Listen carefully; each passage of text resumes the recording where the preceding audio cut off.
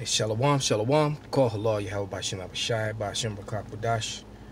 Double honors unto the apostles and the elders. Salutations to all my fellow laborers doing this work in truth and sincerity. To the scattered elect that are scattered among the heathen around the four corners of the earth.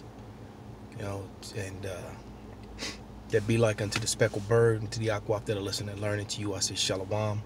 It's your brother Malcolm. I'm coming at you with a quick lesson.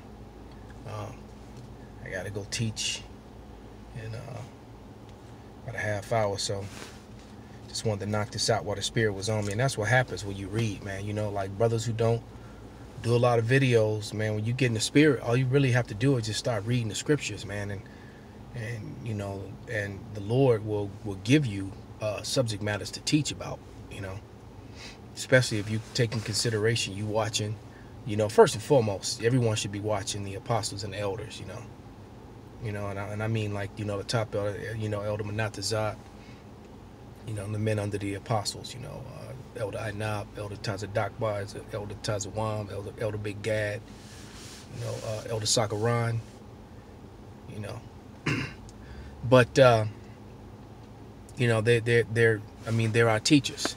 We're in this position that we're in through the power of Yahweh Bashem Abishai. Through them, they were the vessels that he chose to do this. So without any further ado, I'm just going to jump into the lesson. And I'm reading, you know, I'm rereading the book. You know, I'm consuming the whole book all over again. That's something that we're doing here in Chicago. And, you know, through the spirit and power of Yahweh Bashem Abishai, made it a priority over all of the things that we're doing, is to reread, you know, the whole roll. And it's different this time around than the two times before that I did it. It's the first time I did it, I was in the world. And the second time I did it, you know, just to get through it. But now it's different when I read now, and it's taking so much longer because you know so much more. And, you know, and so the precepts and the things that you miss and the things that you now understand that it's a beautiful thing, man. So what I'm going to talk about is the law, how the law still stands. And I'm going to prove that by going to the New Testament. All right. I'm going to go to Romans 7:1. And this is one of my favorite scriptures to use to cut wacky tacky Christians and you know, when they say that the law has been done away with. All right. Because you can start reading the Old Testament and they'll just disregard it because a lot of them say that the Old Testament is done away with, you know, which is madness.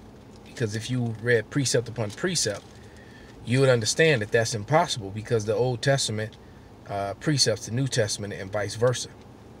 You know, and for you people who don't know, if you're new to this, you know, you just heard that you're an Israelite, or you waking up to the fact that you are, the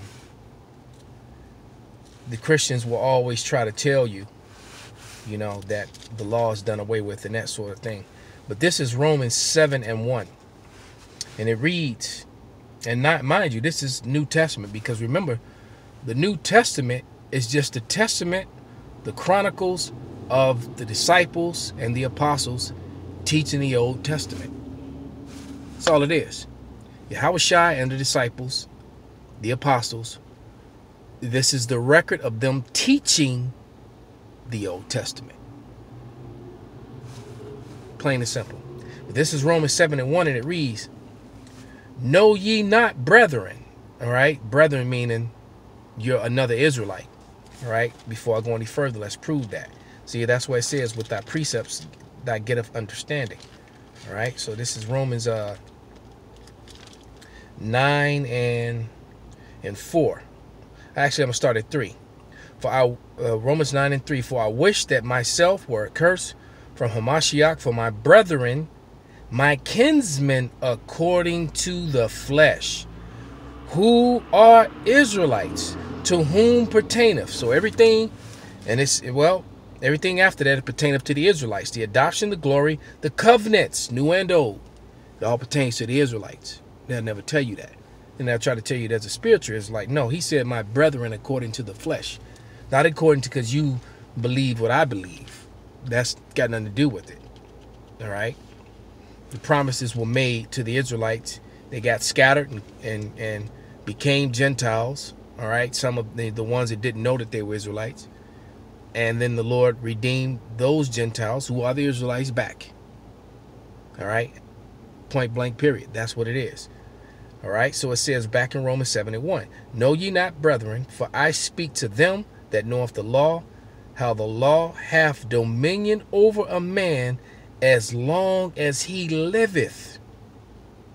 All right. So as long as you're alive, the law holds sway over you.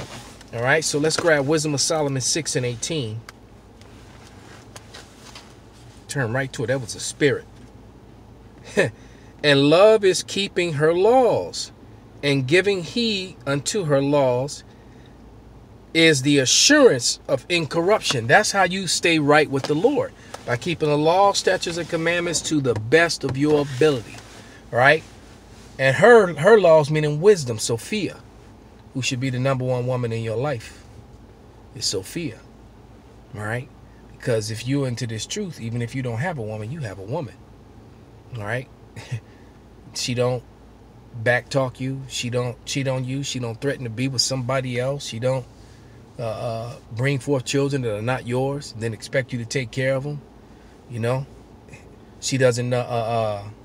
Sophia does not do things to her temple, her body, that she shouldn't, and then expect blessings, and can't understand or figure out why she has pain or tribulation in her life when she's constantly, you know, disrespecting her husband or her own temple, her own body, by doing things that are unlawful. So Sophia should be your #1 woman, man.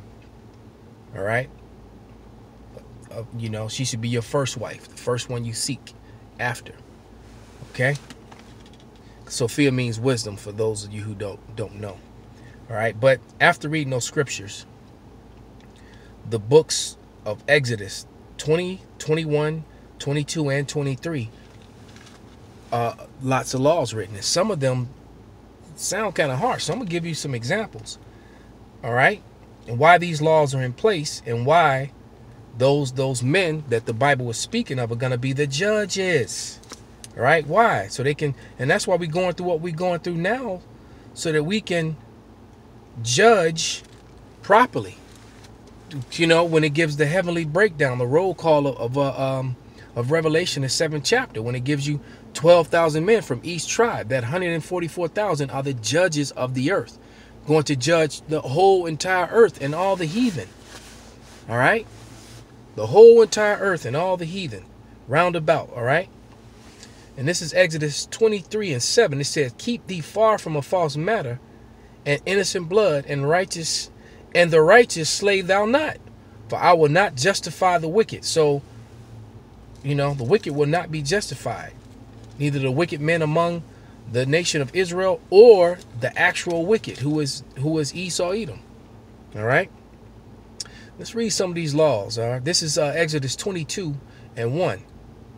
If a man steal an ox or a sheep and kill it or sell it, he shall restore 5 oxen for an ox and 4 sheep for a sheep. All right. So we must, and like I said, these things will be written in our inner parts. So when we set forth to go forth to pass judgment among a nation, we go visit Elam, or we go visit Moab. All right. And you know, because at this time when these type of judgments are going on, the nation of will already have been Obadiah. You know, read the short but very powerful and important chapter of Obadiah. There'll be no, will be gone at this point. So we'll be passing judgment, because their judgment is to be eliminated. Point blank period. Ain't nothing could be done about that. So it is written, so it shall be, you know. But the rest of the nations, we're gonna go forth to judge. Matter of fact, let's get a scripture. This is once again in Exodus 22. This is the 8th chapter. And if a thief be found, then a master of the house shall be brought unto the judges. See, the judges. Who are those judges? 12,000 men of the tribe of Judah, and Reuben, and Issachar, and Zebulun, Ephraim, all right, and so forth, all right, to see whether he have put his hand to his neighbor's good. Now let's go to down to verse 9. For any manner of trespass, whether it be ox or for ass, for sheep or for raiment, or for any matter of lost thing, which another challengeth to be his cause of both parties shall come before the judges, and whom the judges shall condemn. He shall pay double unto his neighbor. Your neighbor is another Israelite, man. But this same judgment will be for the whole world at that point. All right. Now here's some things right here that you know can sound kind of harsh today, but that's why the scripture says, "On earth as it is in heaven," in the Lord's Prayer, on earth as it is in heaven. So the laws of heaven will be applied here on earth. So these are the laws of heaven because these came down from above. I'm reading you the laws of heaven that are going to be applied here on earth. This is Exodus 22:16. If a man entice a maid that is not betrothed, so if you roll up on some fine thing and she's not betrothed, meaning she's probably young, she hasn't been promised to anyone yet, all right, and it says, and he lie with her, so you get it in, you penetrate, go inside her, all right, he shall surely endow her to be his wife. So you don't just you get some cheeks, you got them cheeks that nobody else touched, so now you just ruined her father's prospect for a business opportunity to better his family or increase his family by marrying her off to the male of his choice. That they will both bring forth proper fruit and the whole 9 yards. Because you got horny for this chick, man, and you went on into her. Now you stuck with her. But let's say the father don't like you, is not pleased with it. This is Exodus 22:17. If her father utterly refuse to give her unto you, he shall pay money according to the dowry of virgins. So you still got to pay that dowry, man. That dowry is pretty hefty. All right, because you just not getting no, and because you just ruined that. Now he may or may not be able to, give her away. Somebody might still take her, but think it. But we're gonna have a different mindset. I know I wouldn't want her. But here's another one. Verse 18, thou shalt not suffer a witch to live. So all that witchcraft and Santeria and all the other, all that stuff is going to be gone, man. We go to visit Elam, we go to visit Moab or Ham, right? And find out that they're doing some sort of wickedness like that. You best believe that people are going to rat them out and point them out who they are. You're going to have their own elders and their own people giving them up because they're not going to want the wrath to come down on all of them. Because you have to understand, the Lord of the Bible judges people. He judges whole nations, man. He doesn't, how E always say, well, I never did that. Now, my family ever owned slaves and we came over here as immigrants and we worked hard. No, you got a free ride, man. You got opportunity and didn't get harassed, didn't get drug laws, enforced into your neighborhoods, and you got you got loans and opportunities and just free to do things that other people aren't able to do. Like the scripture says, they're not in trouble as other men. All right, it don't work like that. Yahweh judges whole nations, man. All right, point blank, period. Once again, Exodus 22:18.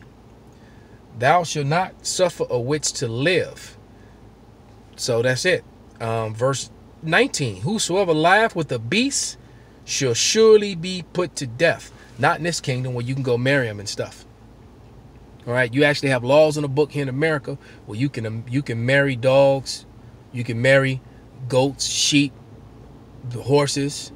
And there are people here in America in their states that actually allow bestiality, and that's a common thing. And the only people I know that really do that, is E, because they clown Ishmael out there, in the East. So I was saying how they got videos of them from using night vision where they be looking at them, ISIS and all that kind of mess, and they be banging sheep. But that's normal here. Hell, they got sheep brothels in different parts of Europe. If you don't know what a brothel is, that's a whorehouse. So they have sheep brothels in Europe. There you go. As a matter of fact, let's go back to Romans one more time and finish it up. Just to seal it, because Jake needs to hear things multiple times. But this is Romans 7:1. All right. Know ye not, brethren, another Israelites. For I speak to them that know the law, how that the law have dominion over a man as long as he liveth. All right. So that means the eating of abominable foods, sleeping with another man's wife. And basically, a wife is any woman that's if she's sleeping with a man, there's no such thing as a boyfriend, for you Israelite women who are newly waking up to the truth. If you're lying with a man, if he's going inside of you and he's, putting his baby batter inside of you in any way whatsoever, you're his. It's not the other way around. He's not yours. You're his. Whoever begetteth a wife begetteth a possession, thus saith the Bible. So the laws of the Bible are really rough because we've been effeminized in Babylon. All right. And you can't even always explain this to certain people because they get all, especially women, because women in Babylon has been put up on a scale where they have surpassed men. And a lot of them don't want to acknowledge, how can I just say this? Everybody's a Christian or believe in Jesus, believe in God and the Bible until the scriptures come out. Call Halal Yahweh Bashim Abashai, Bashim Bakakwadash, Wa Abba Babal. Shalom.